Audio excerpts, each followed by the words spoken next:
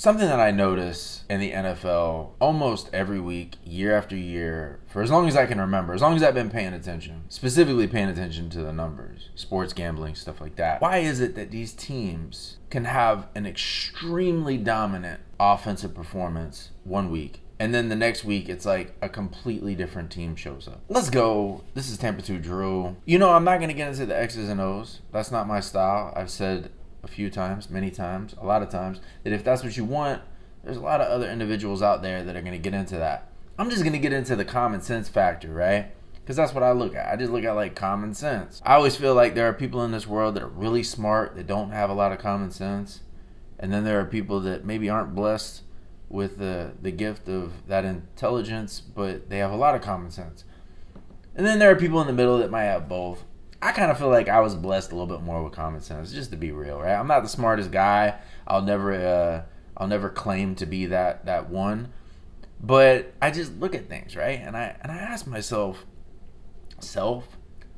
why is it that the New Orleans Saints can look like a championship caliber football team in week 1 against the Green Bay Packers?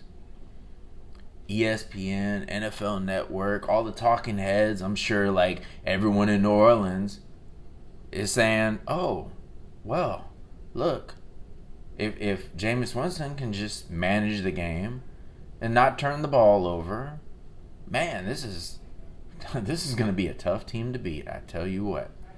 We don't look at the obvious, right? The Green Bay Packers, right? All the ridiculous nonsense that's going on. I mean, I can tell you this much right now, like seeing Aaron Rodgers show up to that post-game press conference with man bun.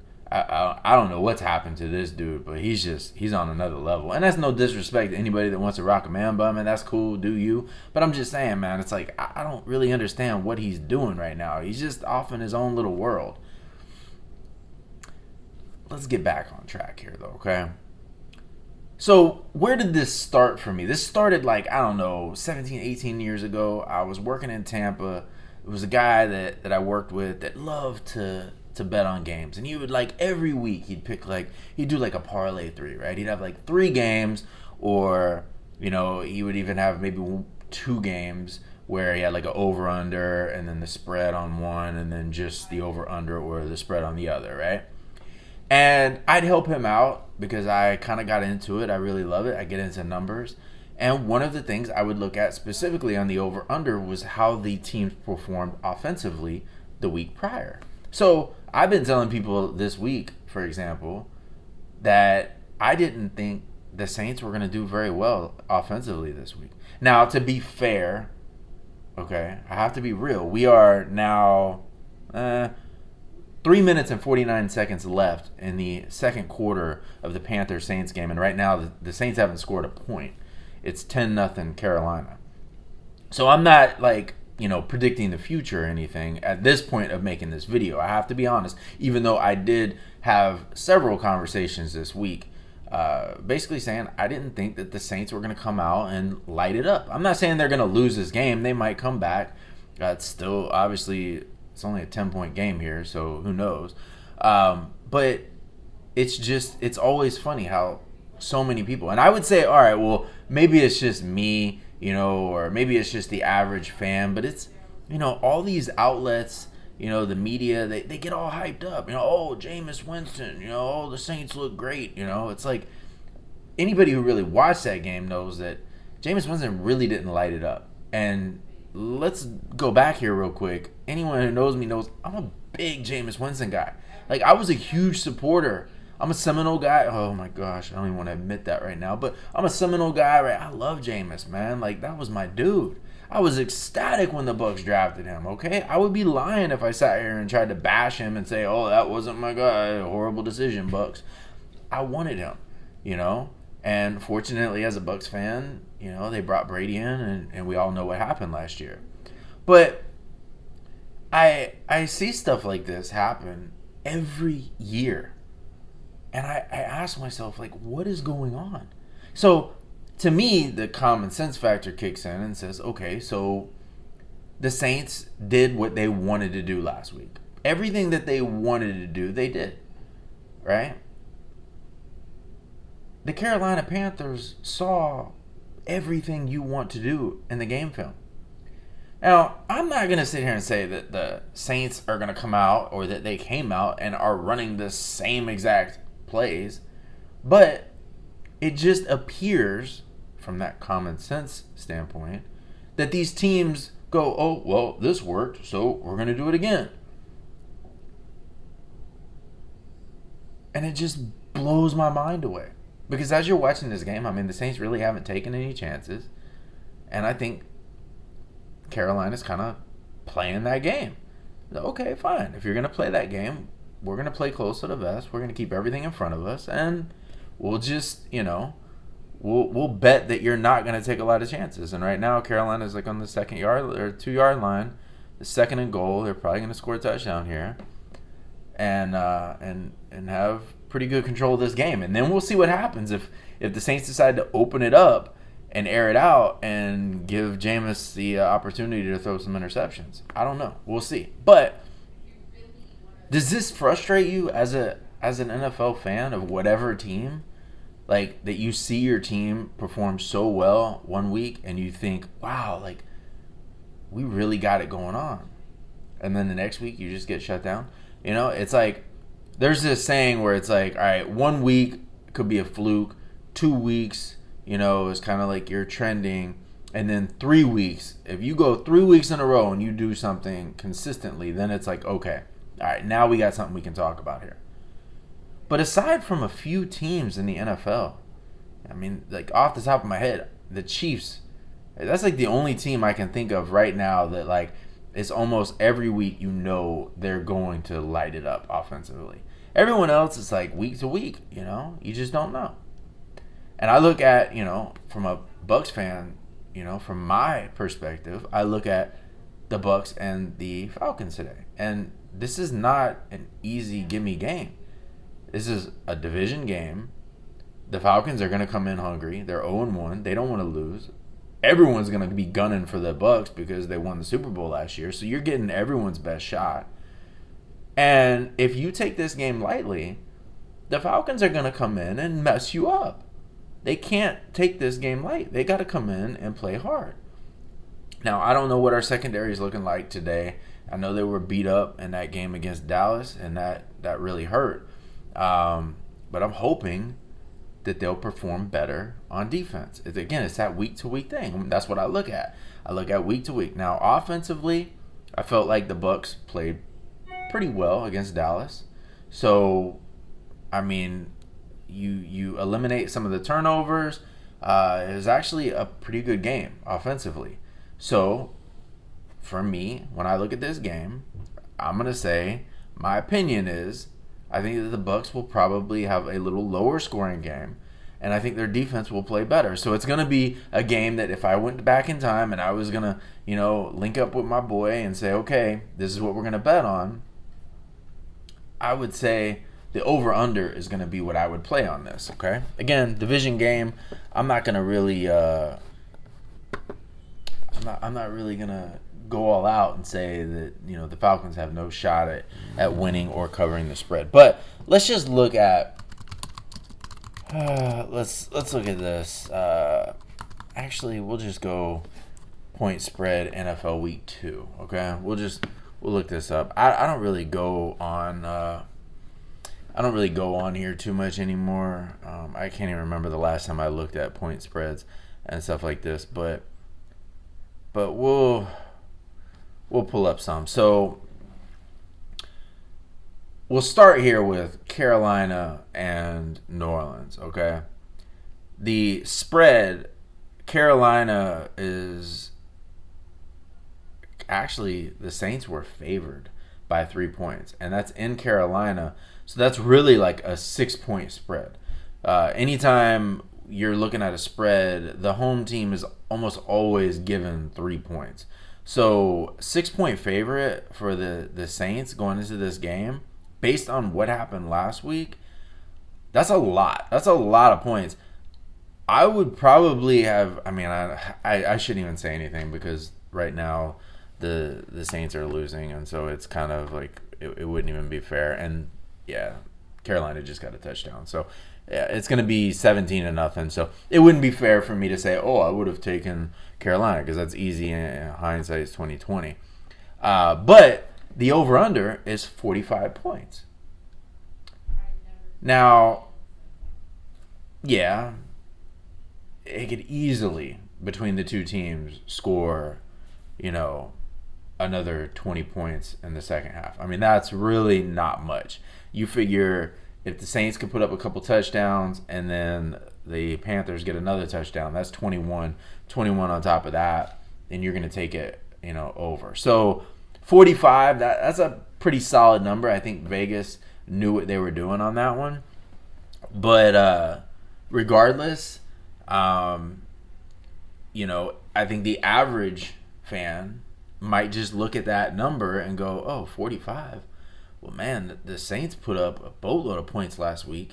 Yeah, their defense looked good, but Sam Darnold's looking all right for Carolina. It's in Carolina. Yeah, this is going to be easily over 45 points. Vegas is no joke, man. They're on something, okay? There's a reason why it is the way it is. Now, this is an interesting one, okay? I'm not going to go through all the games. And if you want me to go through all the games, if you want me to break these types of things down for you, let me know. I geek out on this stuff, so, I'd love to. The Bucs and the Falcons, the over-under is 51.5 points. Now, I know 51.5, that might sound like a lot. It's really not a lot. But, especially with these two teams, I mean, they could easily put up, 50 points. I mean, that's not much. But it is the NFL. It is a game in, September in Tampa, Florida. It's going to be toasty down there today, I'm sure.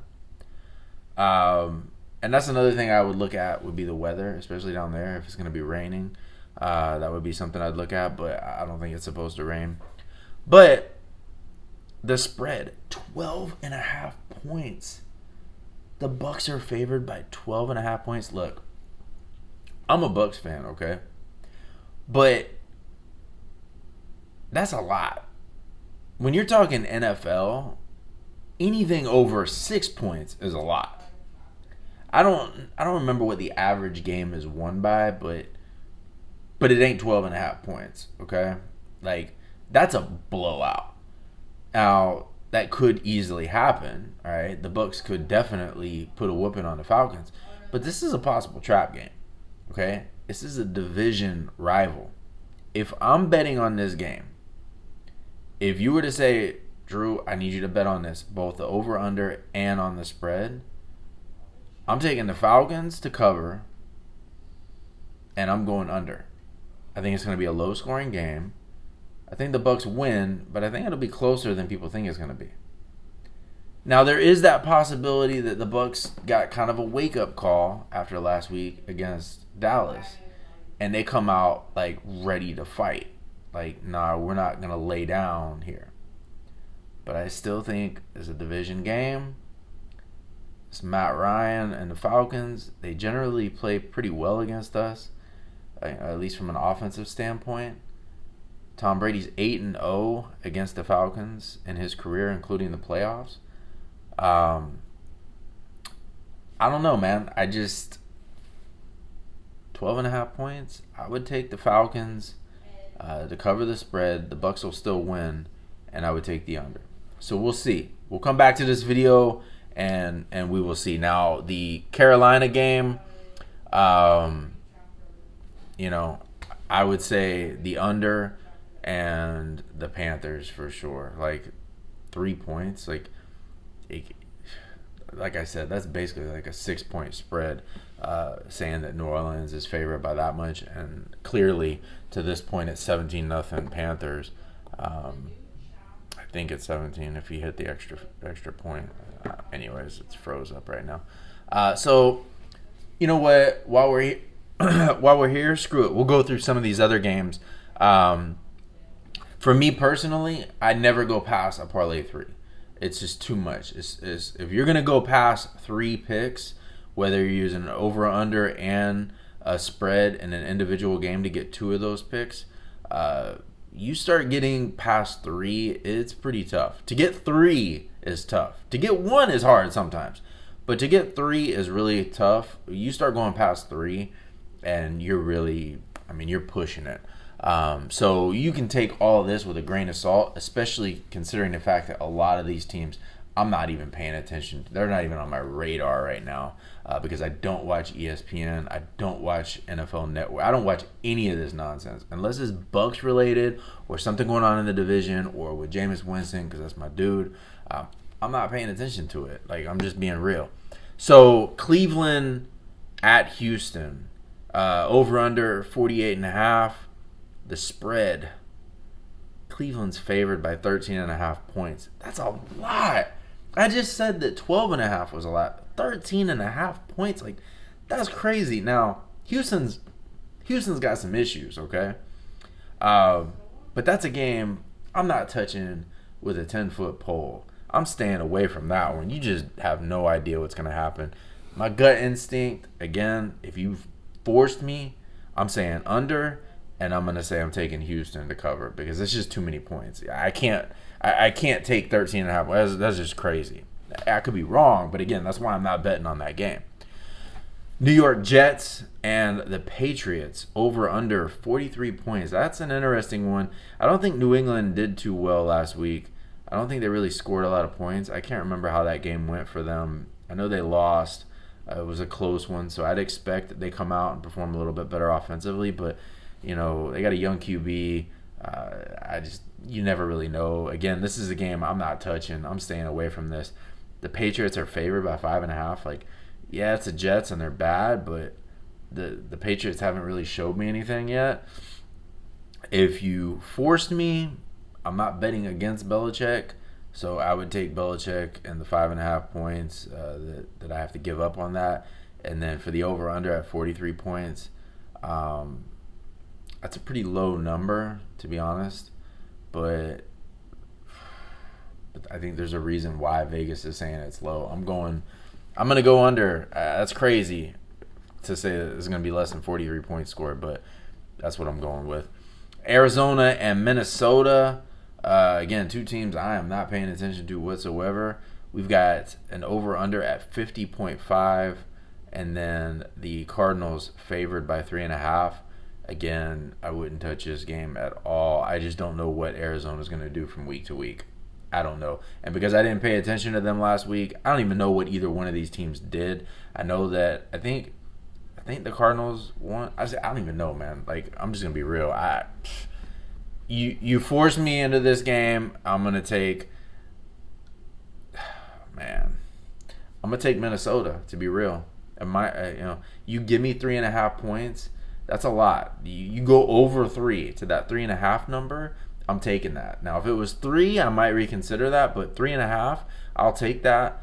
And then the over-under, 50.5, I'm going to take the over on that one. I think those 2 teams in Minnesota in the Dome, I think they could put up some numbers. We already talked about Tampa Bay and Atlanta. Seattle and Tennessee. This is an interesting one because Tennessee, I don't think they played very well last week. I think they got knocked out. This one, over under 54 points, and Seattle's favored by 6. That's a pretty high number, okay? 6 points on the road. That's basically like 9 points if they were playing at a neutral site. So for me personally, that's a lot of points. I'm gonna take Tennessee. That might sound crazy, but I think because they played so poorly last week, I'm looking for them to bounce back. If I'm just going off my gut, and the over/under at 54 points, I think these 2 teams could put up some numbers. I think that's a high possibility without looking at the weather, injuries, stuff like that. I'm just gonna say over, and I'm taking Tennessee to cover. Los Angeles Chargers. It's always so weird to see LAC. I want to say Clippers. But the Los Angeles Chargers and the Dallas Cowboys.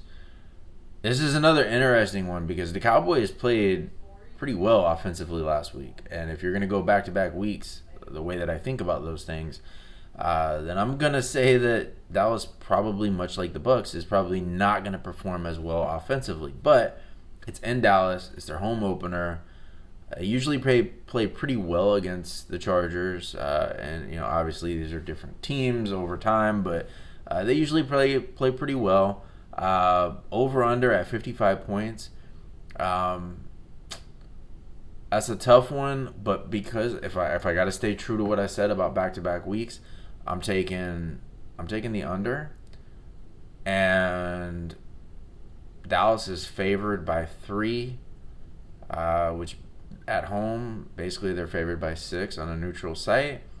That's a lot, but I'm still going to take Dallas in that game. I think they should win that game.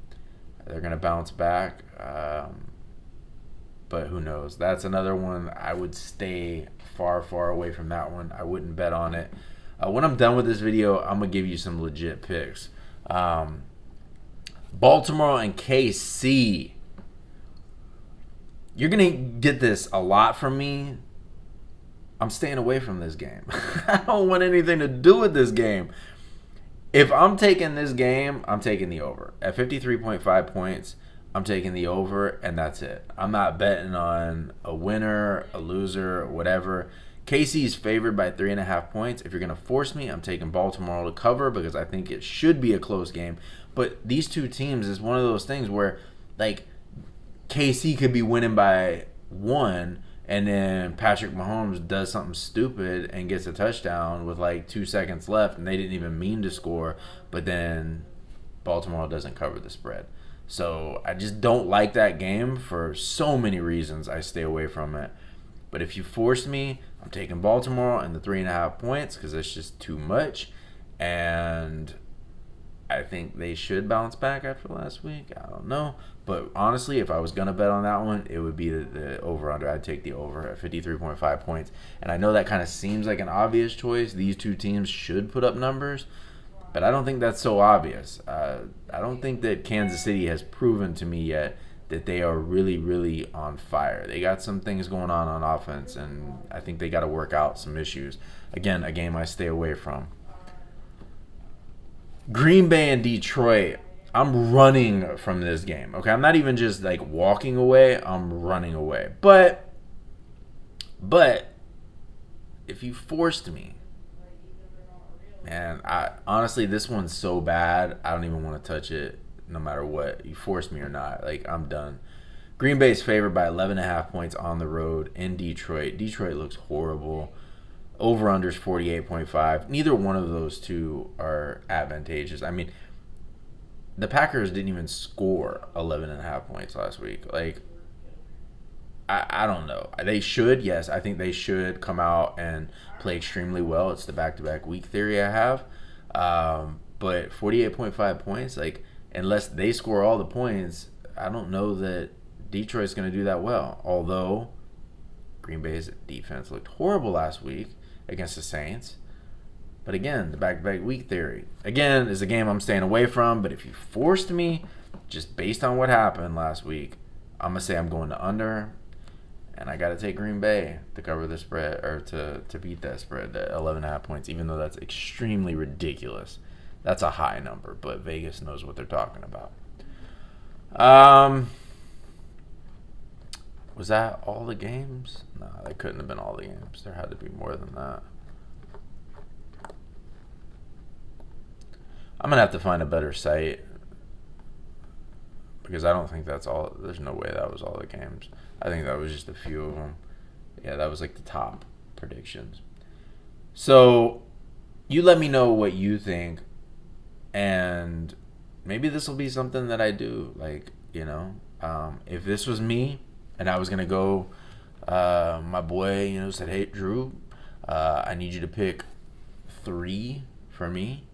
It's a little unfair because I already kind of see what's going on in the Carolina game, but I would have taken the under in Carolina. And on the Bucs game, I don't like to really mess around when it comes to gambling and the Bucks because I know my heart's in it.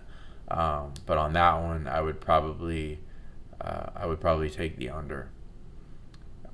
If you forced me to go for a parlay four, I would say the under and the Falcons. But I would just say the under, and then the Carolina Saints game would have been my go-to. That would have been the one I would have went for. Like I would have just went straight up on that game, parlay two, and left it alone.